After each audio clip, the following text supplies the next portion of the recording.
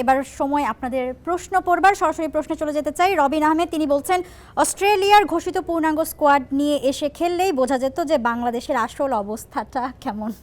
অবশ্যই কোনো ডাউট নেই, পূর্ণাঙ্গ স্কোয়াডের সাথে খেললেই আপনি বুঝতে পারতেন যে আপনি আসলে কতটুকু উন্নতি করছেন। যে সিরিজগুলো আপনি রিসেন্টলি জিতেছেন সেটা ঘরের মাটিতে খেলার বদলতে নাকি আপনার ওই যে উইকেটের কারসাজিতে। তবে অস্ট্রেলিয়া কখনো আমি দেখিনি যে ফুল ফ্লেজের দল নিয়ে দ্বিপাক্ষিক সিরিজ খেলে। সাধারণত অ্যাশেসে তারা পূর্ণ মনোযোগ দেয় এবং চ্যাম্পিয়ন্স ট্রফি, টি-20 ওয়ার্ল্ড কাপ, বিশ্বকাপ প্রতি বছরই একটা না একটা ইভেন্ট থাকে, সেখানে তারা পূর্ণ মনোযোগ দেয়। দ্বিপাক্ষিক সিরিজে সবসময়ই দেখা গেছে তারা যেই 2-3টা বা 4টা স্পট নিয়ে তাদের মধ্যে দ্বিধাদ্বন্দ্ব থাকে তাদেরকে সুযোগ দিয়ে ওই স্পটগুলো ফিল আপ করার চেষ্টা করে। এবারও সেই কাজটাই তারা করছে এবং আপনি এক্সপেক্ট করতে পারতেন না যে স্টার্ক, হ্যাজেলউড, প্যাট কামিন্সরা আইপিএলের পরপরই বাংলাদেশে বা তারা তো পাকিস্তানেও আসলে এই দলটা নিয়েই খেলেছে। পাকিস্তানে যে দলটা নিয়ে খেলেছে তার চেয়ে বাংলাদেশে যে দলটা আসছে তারা ফার বেটার। এবং মূলত আসলে ওই যে স্কোয়াডে এত রদবদলি তো ওই টেস্টের জন্য আসলে সবাইকে একটু রেস্ট পাওয়ার জন্য। মোহাম্মদ জয় ইসলাম তিনি বলছেন, হাবিবুর রহমান সোহানকে জাতীয় দলে চাই। টি-20তে আপনি তাকে চাইতেই পারেন। টি-20তে পারভেজ ইমন, তানজিদ তামিম খুব ভালো পারফর্ম করছেন। সোহানকে আপনি বাইরে রাখতে পারবেন না হয়তো খুব বেশি দিন, যেভাবে তিনি পারফর্ম করছেন। আজকে লিস্টের ক্রিকেটে 45 বলে সেঞ্চুরি করেছেন, that was a outstanding knock. এবং বাংলাদেশের ক্রিকেট ইতিহাসে লিস্টেতে কেউ এর চেয়ে কম বলে সেঞ্চুরি করেনি। আগের রেকর্ডটাও তার ছিল 49 বলে।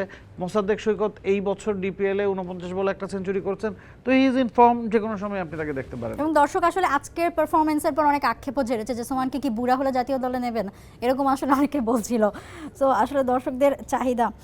পরের প্রশ্ন, তাহসিন মাহবুব বলছেন, প্রপার বোলিং কোচ না থাকায় আসলে অস্ট্রেলিয়ার সিরিজে পেসারদের কাজটা কি কঠিন হবে কিনা? একটু কঠিন তো হবেই। প্রপার পেস কোচ বলতে আমরা শন টেটের কথা আসলে বুঝেছি, তিনি দল ছেড়ে গেছেন, তার জায়গায় নতুন কাউকে আসলে নিয়োগ দেওয়া হয়নি। টেটের সাথে ক্রিকেটারদের বা পেসারদের কী সম্পর্ক সেটা আমরা মাঠে যখন ম্যাচ কভার করতে যাই সবসময় আসলে দেখি।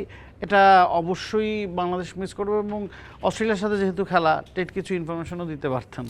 একদমই। এবং দেখেন আবার যা শেখার তো শিখিয়েছে এতদিনে, কিন্তু তারপরও সিরিজ চলাকালীন সময় এবং আমরা দেখেছি যে আগের সিরিজগুলোতেও ম্যাচের ঠিক আগের দিন যেভাবে কি তিনি আসলে উইকেট পড়েন, দেখেন সব কিছু কাছ থেকে গিয়ে শন টেটের সেই ব্যাপারগুলো আসলে খুব মিস করবে। মিজানুর রহমান বলছেন, প্রায় 4 বছর পর মোসাদ্দেক জাতীয় দলে ফিরলেন। রিফাত ভাইয়ের কাছে প্রশ্ন, স্কোয়াডে মেহেদী হাসান মিরাজ থাকার পরও মোসাদ্দেকের একাদশে সুযোগ পাওয়ার সম্ভাবনা কতটুকু? তাকে কি মূলত 7 নম্বর পজিশনের অলরাউন্ডার নাকি পিওর ফিনিশার হিসেবে বিবেচনা করা হচ্ছে? 7 নম্বর পজিশন আর পিওর ফিনিশার আসলে একই কথা। সম্ভবত তিনি 6 খেলবেন বা 7-এও তিনি খেলতে পারেন যদি মিরাজ ক্যাপ্টেন হিসেবে নিজেকে প্রমোট করতে চান। 6 খেলেন, nothing wrong with that. Mosaddek Hossain Saikat এর আগে যখন বাংলা জাতীয় দলে খেলেছেন তিনি 6 নম্বর 7 নম্বর পজিশনেই খেলেছেন। স্কোয়ার কাটটা তিনি খুব ভালো খেলেন, ফিনিশিং রোলে তার অ্যাবিলিটি আমরা দেখেছি এবং রিসেন্টলি তার বোলিংয়ে অনেক ইমপ্রুভমেন্ট এসেছে। 2-3 ওভার না, 6-7 ওভার তিনি করে দিতে পারবেন।